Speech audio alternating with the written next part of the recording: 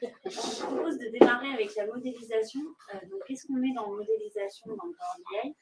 On va parler de tout ce qui est questions problématiques que vous auriez autour du modèle, donc des tables, des relations, du sens des relations, de toutes ces choses-là. Donc, si jamais vous avez des questions que vous rencontrez actuellement et que vous voulez qu'on en discute, c'est le thème modélisation. Si vous n'en avez pas là comme ça, peut-être que Thomas va... Je suis sûr qu'il y a quelqu'un qui va se lancer tout de même. Oui, ou si on parle de modélisation, alors plus particulièrement sur les tables de date, moi j'ai toujours l'habitude de les créer en M parce que voilà, dès qu'on a goûté, on fait tout en M. Et je pense que c'est à tort.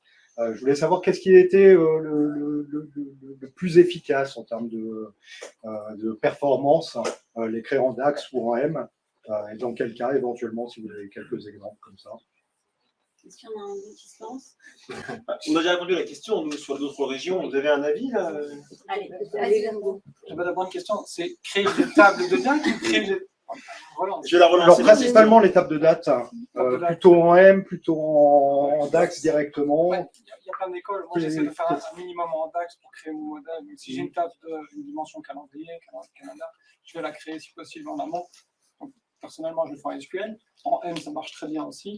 En DAX, à chaque refresh, ça va être réévalué. Alors que, voilà. Donc, je le ferai plus en M, en SQL. Ça, c'est mon avis. Après, c'est déjà une très bonne pratique d'utiliser une dimension calendrier, chose que tout le monde ne fait pas. Les gens utilisent le champ date, vont essayer derrière de le glisser dans le modèle. Avec une table calendrier qui va les piloter toutes vos feuilles à toutes vos tables, ça va déjà rendre votre modèle plus facile à utiliser. Voilà. En termes de performance, en termes de performance, en termes d'usage, le fait de pouvoir aussi, si vous avez une table de stock, une table de vente, vous allez pouvoir mettre de visu les deux tables de fait sur un mois donné pour une année donnée. Et après, derrière, vous allez pouvoir utiliser tout ce qui est Time Intelligence, les fonctions DAX Time Intelligence, qui pour les agrégations, pour les comparatifs à date. Voilà. Ça, c'est la bonne chose. J'allais te la lancer, parce qu'on a eu la question à Marseille, et je me souviens que tu avais parlé de problématiques liées au temps réel. Exactement. Je vais faire un complément. Pourquoi la peluche? Parce qu'en fait, on s'auto-régit pour le temps de parole. Effectivement, je complète ce que dit Arnaud, mais encore une fois, je vais sortir mon fameux « ça dépend ». Parce que si on a du direct query, je ne dis pas l'anglais, query. Si on a du direct query, par exemple, on est un petit peu embêté potentiellement avec une table de date en M. Pourquoi? Très simplement parce que, comme l'a dit très justement Arnaud, elle va s'auto-réévaluer à chaque refresh. Et en direct query, on est en temps réel, il y a un constant refresh quelque part. Et si les dates sont amenées à évaluer, eh bien, la table calendrier en M, en direct query, ça n'existe pas quelque part. Elle ne va pas pouvoir s'auto-adapter au jeu de données. Ça, c'est un point. Et puis, la deuxième chose qu'on avait dit aussi à Marseille, c'est aussi un cas de besoin parce qu'il y en a qui sont beaucoup plus à l'aise en DAX qu'en M et vice-versa. Donc, il y a deux écoles. Il n'y a pas forcément une bonne réponse. Il est vrai qu'en M, on modélise plus simplement, mais sur le temps réel, encore une fois, en fonction du moyen de connexion qu'on va choisir, soit DAX, soit M. Et dans ce cas particulier, on y est. Sur le direct query. Yes, Isa. Je vais juste ajouter une petite chose, c'est que aussi, ce que je rencontre dans des projets, c'est que le temps dans l'entreprise, ça peut être défini de façon aussi centralisée. C'est-à-dire vous avez peut-être des calendriers fiscaux, des formats de date, etc. Et donc, c'est toujours intéressant de poser la question de voir comment dans vos systèmes opérationnels le temps existe et s'il n'y a pas déjà quelque part cette notion-là. Et du coup, si vous avez un entrepôt de données, alors ce sera le bon endroit pour aller la chercher parce que pour tous vos modèles de données, vous utiliserez la même dimension de temps. Je ne sais pas si vous vous souvenez, à Lyon, on a eu un gros débat sur justement, est-ce qu'on en centralise un? Est-ce qu'on le fait dans Excel? Est-ce qu'on le fait en DAX? C'est ça? Très bien, parce que là, on avait une question, c'est comment faire fonctionner une relation 1N, donc 1 du côté de la table de date, N vers la table de fait, donc d'une table de dim date vers une table avec plusieurs dates. Et c'est effectivement... C'est ça, on avait un débat là-dessus. Alors oui, comme je l'ai dit, voilà. Tant mieux, c'est chouette, parce que là, après, je ne sais pas s'il y a un mot spécifique en français pour le dire, je vais utiliser le mot anglais. Ce sont ce qu'on appelle les role-playing dimensions. Donc, oui, il doit y avoir une traduction, mais elle m'échappe. Et donc, effectivement, on peut avoir plusieurs dates, n'est-ce pas? J'ai envie de parler du coup, c'est horrible. Voilà, sois sage. On peut avoir plusieurs dates, effectivement. Et donc, il y a plusieurs techniques qui peuvent s'apporter, puisque soit on va utiliser qu'une seule table de dates, mais alors, comment est-ce qu'on fait pour créer plusieurs relations entre cette table de dates et notre table de faits? Il n'y en a qu'une seule qui sera active. Et ça va éventuellement poser des soucis. Alors, vous pouvez dupliquer votre table, c'est une des techniques. Vous dupliquez la table calendrier et chacune a sa relation qui est active. Et voilà. Après, votre modèle, il est peut-être un peu plus lourd, un peu plus complexe à manipuler. Et de nouveau, la question va se poser, oui, mais je fais un calculé table pour le répliquer, ou je la refais en M, qu'est-ce qui va être le moins coûteux, etc. Ou alors, vous pouvez dire non, moi, je vais plutôt travailler avec mes relations, mais ça veut dire que du coup, comme j'ai des relations qui sont inactives, je vais devoir créer des mesures où je fais use relationship, hein, si vous voyez. Et donc là, du coup, on est obligé de dupliquer les mesures et ça devient super long et super rencontré dans votre modèle. Il y a une astuce. Il y a une astuce, on avait déjà discuté avec Arnaud et je pense qu'on le montre dans un... Si vous allez sur YouTube, on le montre dans un émetteur. C'est-à-dire que vous pouvez aussi utiliser les calculateurs de groupe, hein, pour justement avoir cette possibilité de filtrer selon la relation que vous voulez, sans devoir recréer 3 fois les mesures parce que vous avez une date de vente, une date de livraison, une date de facture, etc. Voilà, pour résumer. Moi, en fait, c'est bien parce que c'est pas ça que je voulais raconter. Pardon. C'était juste oui, mais on doit la créer à chaque fois. Pardon, mais tu sais, tu prends le sujet, mais c'est bien. Pourquoi on la crée à chaque projet? En fait, pas forcément. Bah oui. Il y avait 2 astuces. Il y a des codes M qui sont copiés-collés, tout va bien. Il y a les codes DAX qui sont copiés-collés, mais il y a aussi le fameux PBIT. Alors, PBIT, PBIT, si vous voulez, peu importe le nom. Mais la PBIT de template. Hein, qui existe dans tous les outils Office, d'ailleurs, DocText, etc. Qui permettent de, déjà, entre guillemets, pré-programmer sa table de date et pas à chaque fois devoir la recréer. Voilà.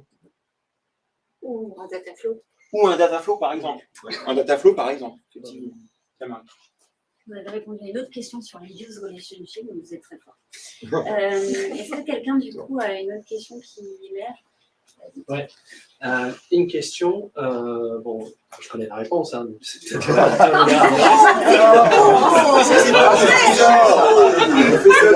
Ah non, mais on l'a payé. C'est un acteur. Priez pour qu'il pose la question. Alors, les filtres croisés, ça pose beaucoup de problèmes pour les gens qui utilisent Power BI. Pourquoi on les utilise? Pourquoi c'est pas recommandé de les utiliser? Tout ce qui est le bidirectionnel dans les relations entre les tables. Voilà. Gros débat. Voilà, tout ce qui concerne le lien entre 2 tables. Une table de fait, une dimension, le sens des 2 fléchettes dans tous les sens, soit le sens unique vers la table de dimension. Une question relative au sens de filtre. On a vu l'avion ici. Alors, pourquoi le bidirectionnel? Il y a plusieurs sujets sur les relations. On va rester pour l'instant sur le bidirectionnel. Pourquoi c'est dangereux? On ne va pas dire que c'est... il peut y avoir des problèmes de performance selon le modèle, mais c'est surtout que c'est dangereux. Vous allez construire un modèle en intégrant des données et plusieurs tables reliées entre elles. Les relations, petit rappel, les relations qu'on mettait entre une table, ce n'est pas des relations au sens relation d'une base de données relationnelle, ce sont des relations de filtre. C'est-à-dire qu'une table va filtrer les éléments. Lorsque vous allez filtrer une table, vous allez filtrer les éléments de notre côté. Le bidirectionnel veut dire que donc, du coup, si on filtre la seconde table, on va filtrer les éléments. Le problème qu'il y a avec le bidirectionnel, c'est que chaque fois que vous allez rajouter une table dans votre modèle et que vous allez les relier, à un moment donné, au début, peu de tables, vous saurez très bien quelles sont les sens des relations partout. Et à un moment donné, vous allez rajouter des tables l'une après. Et si vous avez laissé du bidirectionnel inutile, dans ce cas-là, vous avez potentiellement des effets de bord, donc un filtre qui va tout d'un coup filtrer une autre table, qui va filtrer une autre table et qui va remonter. Et vos utilisateurs vont dire « mais les chiffres ne sont pas bons, on a une anomalie sur le rapport » et vous allez passer beaucoup de temps à régler ce problème. Donc il faut l'éviter. Alors il y a sûrement des cas de figure où on en a besoin, Mais il faut quand même que ça soit un petit peu limité. Je sais pas qui veut compléter. Moi, je peux compléter, je peux besoin d'avoir la Si, licence. c'est la licorne. C'est pas le choix. Non, la licorne. Tu négocies pas. C'est pour ça que je dis, mais en plus des effets de bord, je sais qu'à un moment donné, si on utilise un modèle avec le fameux star scheme, le fameux schéma en étoile, c'est que si on réutilise des dimensions pour les plusieurs tables, à un moment donné, le système va vous dire non, parce que ça va faire une erreur cyclique. On ne pourra pas à un moment donné mettre cette direction. Un truc qui était embêtant, par contre, chez un de mes clients, c'est qu'on voulait de la RLS, la sécurité à la ligne, sur une table. Et je trouvais que le bidirectionnel était génial parce que du coup, il allait filtrer les dimensions en amont. Du coup, ça permettait de l'afficher, par exemple, que les clients, que pour une zone donnée en fonction de la RLS. Sauf que là, avec les problèmes qu'on vient de citer, on a dû appliquer cette RLS sur plusieurs tables pour qu'il n'ait pas accès à tout ça. Donc, j'aimerais bien pouvoir l'utiliser, mais pour toutes ces raisons-là, on ne l'utilise pas. Après, je pense qu'il y a une, mais je pense qu'il y a une règle d'or. On l'utilise uniquement quand on sait ce que ça va faire et uniquement quand on a réellement besoin, qu'on comprend ce que ça va faire. Si vous envoyez du beau, ça marche, enlevez tout, c'est pas bon. Sinon, j'ai le bon résultat, c'est qu'à un moment, il y aura quelque chose qui va couler. Certain. Alors, ce que je vois souvent, c'est les gens mettent du bidirectionnel parce qu'ils sont très inconfortables avec le fait de voir des valeurs blanques. Hein. Ouais. Ça, c'est non, mais les gens ne vont pas comprendre, etc. Mais pensez bien qu'on a aussi envie de voir ce qui n'existe pas. Donc, rien que pour ça, mettre un bidirectionnel va masquer ce qui n'existe pas. Je sais que la phrase a l'air un peu... Hein, mais elle a du sens, en fait. Hein, donc, voilà, c'est important. Très juste. Il y a une raison de performance aussi. Attends, t'as pas fini. Je me suis rajouté. Trop dossier. C'est bon, j'ai ouvert un gros dossier. Vas-y. Non, moi je vais pas trop répéter ce qu'on se dit, mais un cas où je pense que en tout cas, ça s'applique très bien. Hormis le sujet de performance, on dit OK, on fait attention pour la performance. On ne veut pas mettre du biais directionnel, OK, parce qu'on a dit que certains cas ont caché des informations blanches. Un rapport de data quality en entreprise, on a envie de savoir tout ce qui ne va pas, donc on va dire OK, on fait l'inverse. Et le cas où j'utiliserai moi, c'est pour un modèle, on va dire un peu à plat. Vous savez, quand vous avez une table de détail, en fait, qui est liée, où vous avez un peu plus de détails, vous liez donc ces deux tables qui sont en bout de modèle. Là, c'est un endroit où je dirais qu'on peut largement les mettre. On risque pas grand-chose parce que cette direction étant vraiment en bout de chaîne, en fait, en bout de votre modèle dit en étoile. Donc là, c'est un cas où sans problème, moi, je l'utiliserai. Il y a un cas, je pense que c'est un truc. Je pense que Marc Rousseau et on fait un article il y a un an de nouveau sur ça. Je veux dire qu'au bout d'un snowflake, alors.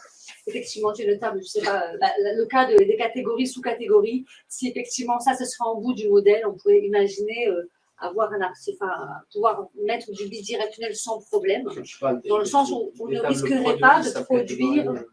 Voilà, en fait, on ne risque. Là, effectivement, c'est le cas qui moche. Ce que je voulais dire, c'est, si on dit aujourd'hui, ça ne serait pas gênant. Mettons que c'est un modèle en étoile, effectivement, là, on n'est pas à ce cas-là. Et imaginons un beau modèle en étoile, en bout de chaîne, on pourrait s'imaginer mettre une direction, ce ne serait pas gênant. Il n'y aurait pas d'histoire de cyclique. Voilà. C'est vraiment isolé. On ne fait pas de snowflake. Ce qui est encore une autre débat. Je suis une grande puriste. Pardon. Non, mais c'était un point de détail, mais je ne sais pas si vous validerez, mais le seul cas où on fait du bidirectionnel, c'est le one-to-one. Et ça, c'est normal. Le chapeau. Je voulais illustrer avec un M. J'ai tapé relationship B. J'ai pas d'image qui soit. Non, je fais pas. Il y a un problème avec le catalogue de la route. Tiens, Marie, on a un gros problème avec le catalogue. Ouais. Il y a une question. Parlez fort, hein. On la répétera. Je peux faire la grosse voix. Ouais. C'est cool. On a un petit schéma avec une table date. Question pratico-pratique et vos retours d'expérience. C'est quoi les principales dimensions que vous utilisez sur votre table date? J'entends, habituellement, vous bossez avec des semaines, des mois, des semaines fiscales. C'est quoi les trucs les plus utiles que vous avez dans votre table date?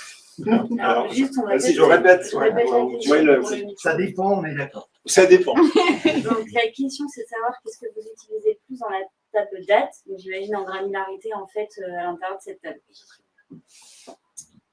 Joël, tu avais l'avis? Il avait l'air chaud. Non, c'était pour répéter la question. Non, mais après, je pense que chacun a son avis. Là, pour le coup, ça dépend, il n'y a pas de règle. Moi, ce que j'utilise, alors ça va être très, très fonction du contexte. C'est-à-dire que la chose qui est importante surtout, c'est que je vais utiliser soit je serai au niveau, j'ai besoin d'avoir un détail au niveau semaine, par exemple. Et donc, je vais utiliser les jours, je vais utiliser les informations de semaine, et je vais utiliser les informations d'année associées. Soit je serai au niveau mois, et donc à ce moment-là, je ferai le classique année, trimestre, mois, jour. C'est très difficile de mixer les deux, parce que pour des raisons, à part des calendriers particuliers, on n'aura jamais des semaines, un nombre de semaines complet dans un mois complet, donc mixer les deux, c'est très dangereux. Ou alors, il faut s'entendre sur les règles du calendrier. En dehors de ça, les autres attributs que j'utilise souvent, alors, l'attribut auquel on ne pense pas, mais qui est indispensable, à mon sens, c'est quand on travaille au mois, c'est le numéro du mois. Tout simplement parce que si vous n'avez pas le numéro du mois, vous ne pouvez pas trier la colonne mois, nom du mois, par le numéro du mois. Et vous allez vous retrouver avec des graphes, avec un ordre alphabétique des mois qui n'aura strictement aucun sens dans l'année. Donc je sais que quand j'ai des modèles comme ça, la première chose que je fais, c'est le numéro du mois. Ensuite, j'ai pas de favori dans les attributs, d'indispensable. Enfin, pas... c'est l'icône de Joël. Alors, moi, là c'est dangereux ce que tu fais. Exactement. J'aime le risque. Et donc, du coup, il y a un truc que effectivement, je suis en train de me dire que je ne fais jamais, et votre question, pour le coup, me paraît très intéressante, en lien avec le chiffre de performance, c'est faire tout simplement le hint, en fait, pour lier les clés en hint. Et je pense que de manière générale, quand on fait la table calendrier, on ne se dit pas, on pense année, mois, semestre, effectivement, ce que vient de dire Joël, et on ne pense pas à faire le hint complet, finalement, qui serait la clé pour être performant. Donc, je fais un point d'attention sur cette clé-là. La date en clé numérique. Absolument. Exactement. Voilà. Oui. Voilà. Ah non.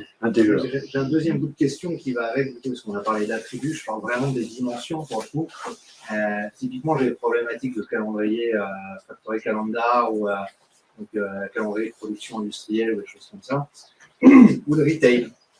Donc, on est venu me poser des questions qui m'ont fait jouer un peu avec les mathématiques, genre la semaine 53. C'est un basique, mais qui est intéressant.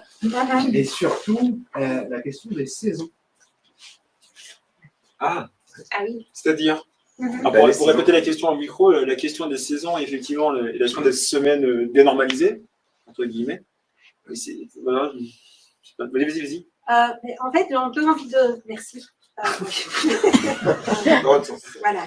J'ai un peu envie de rebondir sur le sujet parce que ça rejoint ce que je disais tout à l'heure quand on parlait du fait de créer cette fameuse table calendrier, quand je parlais de s'appuyer sur ce qui pourrait exister dans l'entreprise au niveau du temps.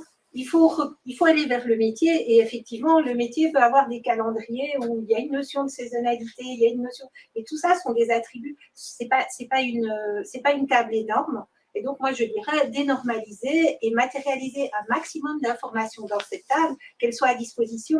Vous pouvez aussi bien matérialiser le fait, oui, c'est le premier jour du mois, oui, c'est un jour de congé bancaire, par exemple, parce que vous allez faire de la gestion du temps de travail avec cette table, etc. Donc, il faut vraiment essayer de penser à ces cas de figure. Il ne faut pas avoir trop peur de l'enrichir, parce que ce n'est pas cette table-là qui va complètement rendre votre modèle ingérable. Moi, c'est comme ça que j'aime pratiquer, en tout cas. Donc, pas juste les mois, les jours, les années, mais effectivement les notions supplémentaires qui viennent se mettre dessus. Je ne sais pas si c'est la même question, mais est-ce qu'on parle des jours fériés aussi? Ça rentre dedans. Parce que c'est la fameuse fonction qui a été inventée en DAX. Jean-Pierre, trois semaines, où 3 personnes dans le monde l'utilisent. On a testé le Network Day, mais qui en fait est absolument inutile. Pourquoi? Parce qu'en fait, il faut quand même une table de calendrier à côté. Donc, la gestion, absolument. Donc la gestion des jours fériés, notamment, elle ne peut se faire que, encore une fois, à côté. Et les jours fériés de Marseille ne sont pas ceux d'Alsace. Et en fonction des entreprises, c'est pas forcément les mêmes. Oui, il y en a en Alsace qui sont oui. supplémentaires. C'est Saint-Nicolas. plutôt ceux d'Alsace qui ne sont pas les mêmes. Attendez pour le sens plus. Oh, le chauvin. Oh, le chauvin. Alors, Mais je c'est veux dire, qui en exactement a le plus? Tu vois la question. L'Alsace. C'est l'Alsace. Tout le monde ne fait pas des projets internationaux. C'est vrai. En effet, moi, j'ai eu quelques clients dans le retail et ça se finissait donc, avec les fameuses semaines décalées aussi. Et ça se finissait qu'ils avaient effectivement des calendriers dans leur système et on réutilisait cela. On ne partait pas des scripts L ou des scripts DAT. C'est quoi. Donc, je pense que c'est effectivement en même temps. Est-ce que moi, j'ai une question en fait. Je ne veux pas lâcher les cordes. T'es pas dans le public, s'il te plaît. C'était une blague. Elle va dans le public. Pose la barre bien fort. Hein. J'enlève mon t-shirt. On va pas trop loin. Ça, c'est entre nous. Sur la bande son, c'est pas OK. Oui, Oui, madame. j'ai une question, mais je connais la réponse.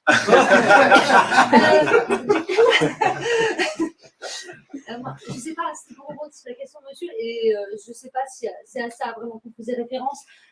Hier, on a évoqué, voilà, quand dans le secteur des ventes, peu importe, on fait un calcul cette semaine ou ce jour-là, et on veut le même jour de l'année précédente qui ne se situe pas finalement sur la même semaine. Je ne sais pas si ça vous parle en fait. Pour faire les choses à. C'est les semaines comparables. C'est les choses comparables. Il y a des semaines de comparabilité. La question, c'est de comparer des périodes de comparaison. Comparer des périodes. Des périodes à année moins 1 et finalement on se retrouve que c'est exactement la même semaine. Oui. Vous le gérez. Moi, en fait, c'est vrai que je n'ai jamais eu à le gérer et vous le gérez concrètement. Hein. Tu dis non, Parlons client. de concret, vous le gérez. Étape par étape, est-ce que vous le gérez? J'ai envie de Et venir. et si vous le gérez comment? C'est en fait, vous faites son DAX. Dans le Listedex, on a plein. Hein. Des colonnes calculées ou c'est des magouilles dans le calendrier que vous essayez de rajouter avec des colonnes calculées pour essayer de gérer ça en fait? Si je répète pour être sûr d'avoir bien compris, aujourd'hui, en 2022, tu voudrais avoir l'équivalence de l'année dernière en 2021, mais peut-être que ça ne tombe pas le même jour. Je sais même pas. Exactement. Du 24 du novembre, ça c'est peut-être le 22 novembre 2021. Voilà, tout à fait. Alors, je ne sais pas si c'est la best practice, mais j'ai déjà dû à l'utiliser. Donc forcément, en L, moi je le fais en SQL, mais je calcule, je croise ces éléments-là sur base d'une règle de gestion et j'ajoute une colonne avec, tu l'as mentionné tout à l'heure, l'entier qui pointe vers la date en 2021. Et derrière, avec une fonction DAX, une mesure DAX, je vais faire une variable qui va aller chercher justement cette colonne-là de ce jour-ci. Donc, par exemple, 24 novembre 2022, j'aurai 22 novembre 2021.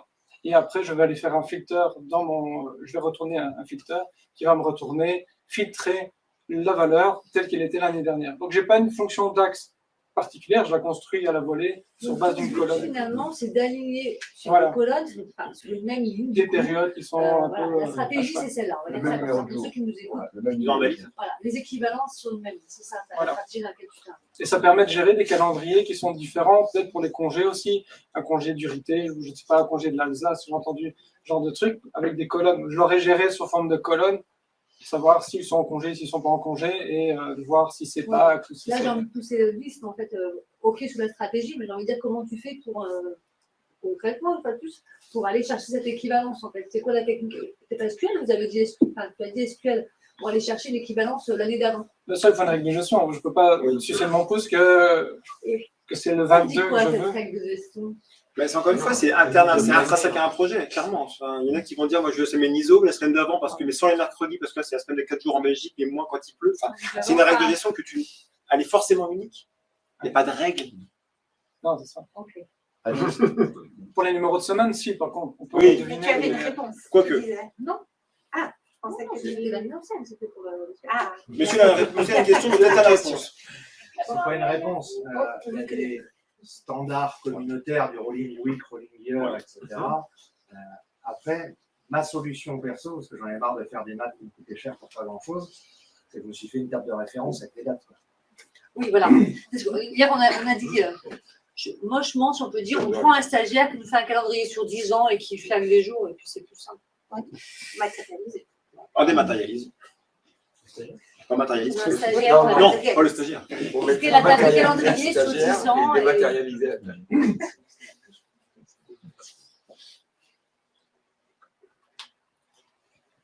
Nous, on n'a plus de questions. Yes, Julien.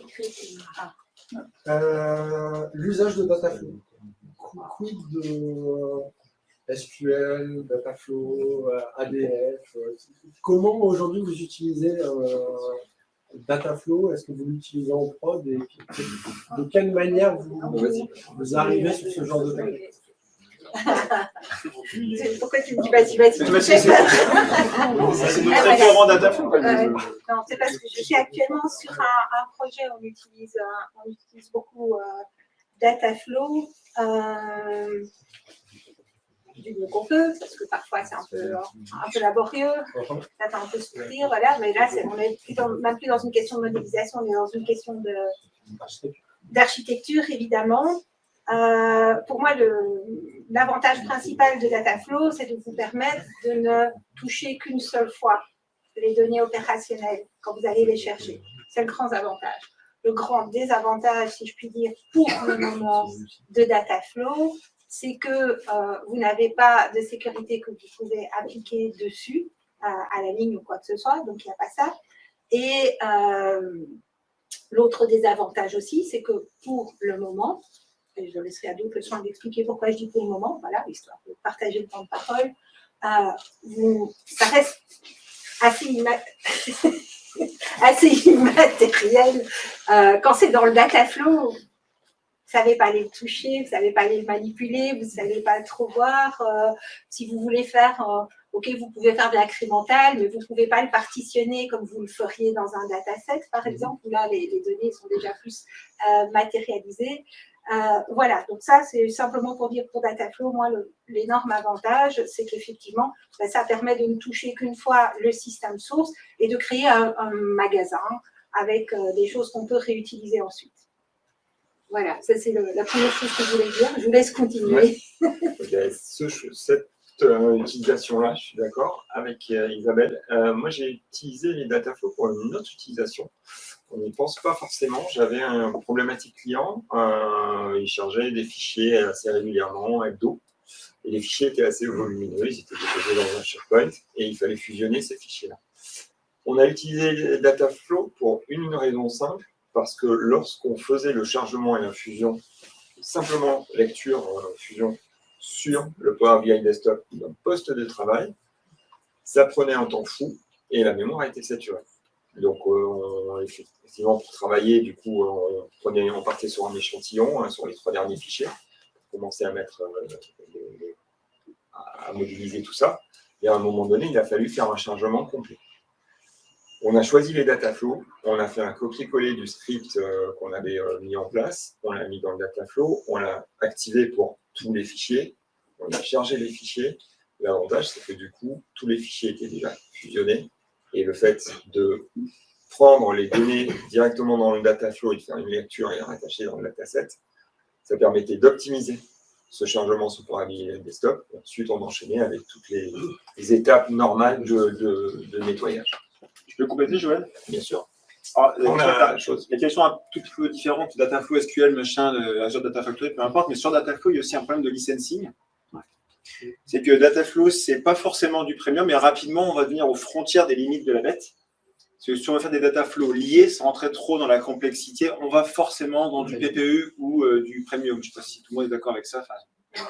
La deuxième chose aussi, c'est que moi, j'y vois un énorme avantage à Dataflow aussi, c'est quand on veut gérer des séquences de mise à jour de données différentes. On a des données parfois très mortes. Une fois mise à jour un budget annuel, il ne bougera plus dans le temps. Une table de facturation va bouger tous les jours. Des objectifs trimestriels bougeront tous les trimestres. Et parfois, dans Power BI, on dit je mets tout à jour. Mais le budget, pourquoi on le met à jour alors qu'il ne bougera pas dans le temps? Dataflow permet de séquencer ces moments de mise à jour de données avec des mises à jour annuelles, mensuelles, trimestrielles, voire journalières. Et ça permet, comme l'a dit très justement Lisa, de décharger un peu le système d'info. Après, Azure Data Factory SQL, franchement, c'est globalement des ETL, ce qu'on vient de se raconter, sensibilité de chacun, coût de licence, etc. Ça se discute. Mais voilà, en tout cas, Dataflow, parce que c'est vraiment intégré dans la Power Platform. Merci. Oui. Pour les Marie, tu peux faire le lien entre le Dataflow online et les Power Query. J'ai pas compris, pardon. Le monsieur demandait en fait la différence, c'est faire le lien entre le Dataflow en ligne et le Power Query au niveau du dataset. Mais, la question se situe, est-ce que c'est la même techno ou comment comment l'une est liée à l'autre? Enfin, c'est très proche. C'est le même langage. C'est le même, mais avec des petites limitations. C'est Voilà. beau. On est super synchro. En gros, il y a des choses qu'on fera sur le web qu'on ne fera pas sur le desktop, et vice-versa.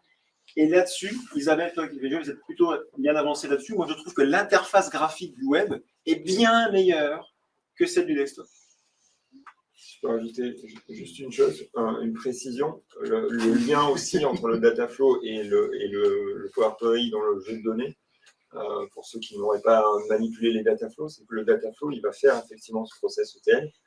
Il va stocker dans le service, enfin dans le service, dans le cloud, dans un data lake, en fait, le résultat du Dataflow sera stocké pour être reconsommé dans des jeux de données, donc dans des datasets. Donc en fait, l'étape Dataflow ne suffit pas. Une actualisation dans le Dataflow, c'est la première chose. Ensuite, il faut consommer les données dans le dataset, donc dans la partie Power Query classique, et éventuellement les retravailler si nécessaire. Moi, je ne suis pas du tout une fan juste compléter des data flows. Honnêtement, je pense qu'il faut vraiment choisir sa bataille parce que j'avais pu observer, et je pense que vos collègues confirmeront ou pas. En fait, si vous commencez à vous entraîner comme je l'ai fait avec sa stratégie là, de produire sa boucle de fichiers, son modèle, on va dire, dans son desktop et après de mettre dans son data flow pour pouvoir charger son full. Moi, j'avais testé une fois, je ne sais plus si c'était sur un format JSON, mais en fait, quand vous savez, vous avez la possibilité de dérouler vos colonnes pour agrandir votre tableau, en fait. Je ne sais pas si vous voyez à quoi je fais référence. C'est une double flèche qui permet donc d'étirer les colonnes. Et ça se comporte vraiment pas pareil pour la gestion des valeurs nulles blanques entre le Power Query, en fait, et online. Donc, pour moi, j'ai envie de dire attention parce que vous n'allez pas pouvoir forcément copier ce que vous avez, donc, le langage M que dans l'éditeur avancé, pour le copier-coller directement dans Dataflow, ça ne va pas bien se passer. Donc, bon. Choisissez quand même peut-être vers quoi vous voulez aller. Et je crois que ce n'est pas aussi facile du coup de faire ce que Joël lui a pu faire, mais ça ne marche pas pour tout. En tout cas pour ces cas-là. Peut-être encore deux, trois petites choses. La première, quand Joël parlait de l'exemple que vous avez trop de données et que du coup, les faire tourner sur le desktop, ça ne va pas. Une autre technique, si vous n'avez pas accès au Dataflow, parfois au niveau du tenant, ils ne sont pas autorisés, des choses comme ça. C'est d'utiliser, ou de licence, voilà, merci. Vous pouvez aussi mettre un paramètre. Hein. Oui. Et donc, au moment où vous le publiez, vous changez simplement dans le paramètre, au lieu d'avoir 10 000 lignes, vous y allez pour les 10 millions. Et puis, vous allez boire un café. Voilà, c'est une première chose. Pour les Dataflow aussi, si vous utilisez des custom connectors qui ne sont pas certifiés, parce que vous avez développé dans la maison pour une raison X ou Y, ça ne marchera pas non plus.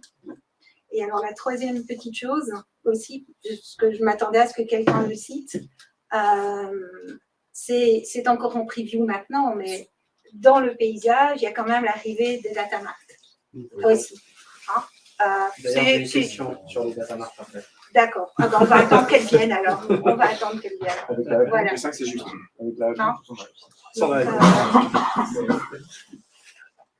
Je vous propose qu'on prenne la dernière question sur les datamarts. Ah, ça va être rapide. C'est aujourd'hui les clients qui posent des questions sur la différence entre un dataset et un datamart et un dataflow. Ça va être rapide. C'est très clair.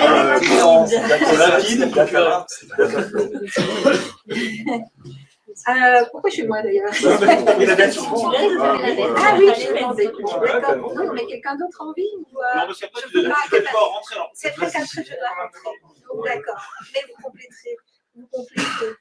Alors, tout à l'heure, quand on parlait des dataflows, je disais c'est embêtant parce que quelque part, c'est pas vraiment matérialisé, sauf si vous amenez votre propre lac, que du coup, vous avez accès aux fichiers JSON qui sont créés par le Dataflow.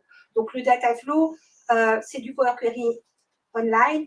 Il va prendre vos données, mais après, comme le disait Joël, vous devez encore faire quelque chose avec vos données. Vous devez créer un dataset. Alors, entre les deux, on va avoir le data mart. C'est-à-dire que le data mart, il va aller prendre des données avec des data flows. Donc, vous ne savez pas créer un data mart si dedans, vous ne mettez pas des data flows, mais il va les matérialiser et il va vous les rendre disponibles. Il va vous les rendre disponibles, c'est-à-dire qu'on va avoir la possibilité d'aller faire des queries et d'aller explorer les données qui se trouvent dedans. Et ça, dans vos entreprises, il y a des gens qui ont ce profil-là. Vous savez, les gens qui exportent parfois en Excel des choses, ou des data scientists ou des trucs comme ça, eux, ils s'en foutent. Allez, je vais être vulgaire, ils s'en foutent de votre dataset, de votre modèle sémantique ou de faire des visuels. Ils veulent aller sur les données. Ils veulent les voir directement et ils veulent pouvoir faire des queries. Et donc ça, le data mart va l'apporter avec un niveau de sécurité qu'on n'a pas dans le data flow. Donc on peut mettre de la sécurité à la ligne dans le data mart et ça, c'est bien. Le data mart va générer un dataset, si les choses sont bien faites, il vous en génère un automatiquement. On est encore dans des previews. C'est pas sec. Voilà, c'est pas encore sec. Donc là, je vous vends un peu du rêve. Mais ça va dans le bon sens. Enfin, pour moi, en tout cas, je suis assez impatiente que ça sèche. Si on peut dire, parce que j'ai pas mal de use cases qui peuvent rentrer là-dedans, puisque là, je vais pouvoir mettre de la sécurité à la ligne. Là, je vais pouvoir avoir des objets qui sont mon magasin, à partir desquels les gens vont pouvoir créer leur propre dataset. Et la différence avec un dataset, c'est que dans un dataset, on a un modèle sémantique, c'est-à-dire que là, les données, elles sont prêtes, elles sont précompilées, elles peuvent être croisées, elles peuvent, enfin, tout ce qu'on connaît, on peut mettre du DAX dessus, etc. Donc, pensez au data mart plutôt comme vous avez, c'est une base de données as a service, quelque part, vous avez votre data warehouse qui se construit là, simplement. Voilà, ça c'est pour un peu expliquer la chose. Oui. Je ne prends pas les ritournés. Non, c'est bizarre que ce soit juste. C'est top. Voilà. Je ne sais pas s'il faut le voir comme ça. Moi, j'aimerais bien penser comme ça. Dataflow, je n'utilise pas, donc je ne suis pas trop manifesté. Pour la simple bonne raison que j'utilise, comme je l'ai dit 3 fois, SQL avant. Et le datamart, Power BI datamart, je vois ça comme une révolution parce que des fois, je me bagarre avec l'IT, je suis dans l'IT, je me bagarre avec mes collègues qui voient Power BI un petit peu comme outil vraiment front-end et pas où on va transformer les données. Donc là, c'est une belle avancée quand ce sera tout mûr, mais c'est une belle avancée parce qu'on apporte un outil IT, donc SQL Server, derrière rebadgé à la sauce un petit peu Databricks où on a une espèce de, pas des notebooks, mais en tout cas c'est visuel dans le navigateur, ça persiste dans le cloud. Donc j'aimerais bien penser peut-être les dataflows comme étant, si on voit l'étape ETL, extract, transform, load, l'extraction avec les dataflows, la transformation et à voir comment ça va se définir parce que c'est pas encore tout frais, mais la transformation, on peut la faire à différents niveaux, mais on pourrait aussi la faire en format SQL dans Datamart et faire persister sous forme de vue. Je pense que ça ne sera pas encore d'étape, c'est plus des vues. Et derrière, on va tout charger dans Power BI où on peut retransformer et on réutilise les outils. Donc, c'est peut-être, voilà, au moins une belle avancée. Un outil IT qui rentre dans tout l'écosystème Power BI qui est déjà très, très IT, vu que ça analyse des services derrière. Je trouve ça assez intéressant.